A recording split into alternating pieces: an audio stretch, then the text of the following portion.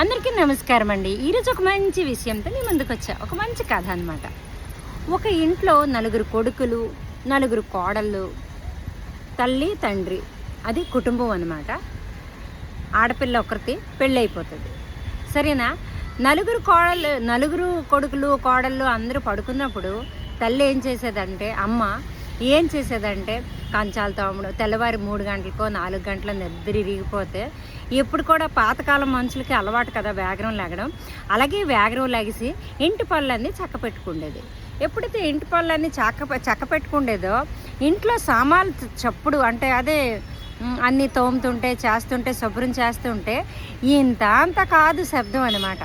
ఈ శబ్దంకి కోడళ్ళు నలుగురికి విసుకొచ్చి, ఏంటి తెల్లవారుసరికి లెగిసిపోయి అసలు కంచాలు గట్ట అన్నీ తోముతున్నారు, మాకు నిద్ర లేకుండా పోతుందని ఎవరు భర్తలకు వాళ్ళు చెప్పారనమాట.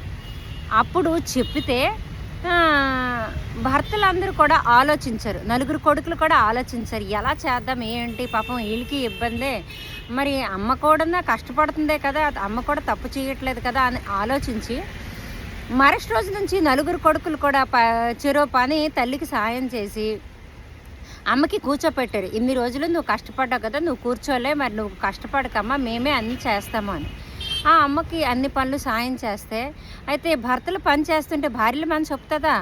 వాళ్ళు కూడా ఏం చేశారు, ఒక 3-4 రోజులు ఇలాగ అయిపోయింది, కొనసాగిన తర్వాత భార్యలు భర్తలు పని చేయడం ఏంటి మనం చేయకుండా అనుకొని వాళ్ళ అత్తమ్మగారికి కూర్చోపెట్టి కోడళ్ళందరూ పనిచేయడం మొదలుపెట్టి ఇక్కడ తెలుసుకోవాల్సిన విషయం ఏంటంటే, తల్లికి కోడళ్ళు కొంటా ముందు తొలేత భార్యకి భర్త విలువ ఇవ్వాలి, భర్తకి భార్య కూడా విలువ ఇవ్వాలి.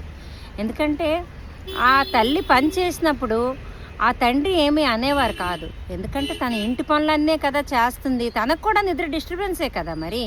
కానీ అతను ఎప్పుడు ఏమి అనేవారు కదా, అతను అర్థం చేసుకునేవారు. అయితే కోడళ్ళకు కూడా నిద్ర డిస్టర్బెన్స్ అయ్యేది, వయసులో ఉన్న పిల్లలు వాళ్ళకి పాపం తట్టుకోవడం కొంచెం కష్టమేది, వాళ్ళు చెప్పేవారు. అప్పుడు ఏమైందంటే, కొడుకులకి ఎప్పుడైతే చెప్పారో కొడుకులు గమనించి తల్లి ఇన్ని రోజులు కష్టపడ్డానని తల్లికి సహాయం చేస్తే భర్తలు మళ్ళీ అందరి మీద ఉన్నవి అభిమానాలే చూసారా ఇక్కడ. అప్పుడు కొడుకులు ఏం చేశారు, తల్లికి సహాయం చేసి తల్లికి కూర్చోపెట్టిన తర్వాత. అయితే ఇక్కడ విషయం ఏంటంటే, ఒకరికి ఒకరు విలువ ఇచ్చుకోవాలి. అక్కడ తల్లి తండ్రిలో తల్లికి తండ్రి విలువ ఇచ్చారు. తర్వాత కొడుకులు ముందు చిరాకు పడినా కూడా అర్థం చేసుకొని తన భార్యలకు అర్థం చేసుకున్నారు, అటు తల్లికి అర్థం చేసుకున్నారు. భార్యకి తల్లికి ఇద్దరికి సమపాలలో అర్థం చేసుకుని తల్లికి సహాయం చేసి భార్యలకు పడుకొనిచ్చారు. భార్యలు పడుకున్నారు, కానీ భర్తలు ఎప్పుడైతే పడుకోలేదో భార్యకు సహాయం చేద్దామనుకొని ఏం చేశారు, తల్లికి సహాయం చేశారు, అటు భార్యలకి సహాయం చేశారు. ఎప్పుడైతే భర్తలు కష్టపడుతున్నారో భార్య మనసు ఒప్పలేదు. భార్యలందరూ కూడా కష్టపడుతూ వాళ్ళు ప్రతి ఒక్క పని తెల్లవారు లేగడం ప్రతి ఒక్కటి అలవాటు కింద మార్చుకొని ఇంటికి ఎంత చక్కగా తల్లి సరిదిద్దిందో చూడండి. ముందు భార్యకి భర్త విలువ ఇవ్వాలి, భర్తకి భార్య కూడా విలువ ఇవ్వాలి. దాని తర్వాత కోడళ్ళు విలువ ఇవ్వకపోయినా కూడా కొడుకులు విలువ ఇస్తే ఆటోమేటిక్గా కోడళ్ళు కూడా విలువ ఇస్తారంట. ఆ రకంగా ఒకరికి ఒకరు అర్థం చేసుకొని కుటుంబానికి ముందుకు సాగి చాలా హ్యాపీగా గడుపుతున్నారు. అంతేనండి, సమస్యలు వస్తాయి పోతాయి. ఒకటి దేనికవనే టైంకి వెయిట్ చేయాలి.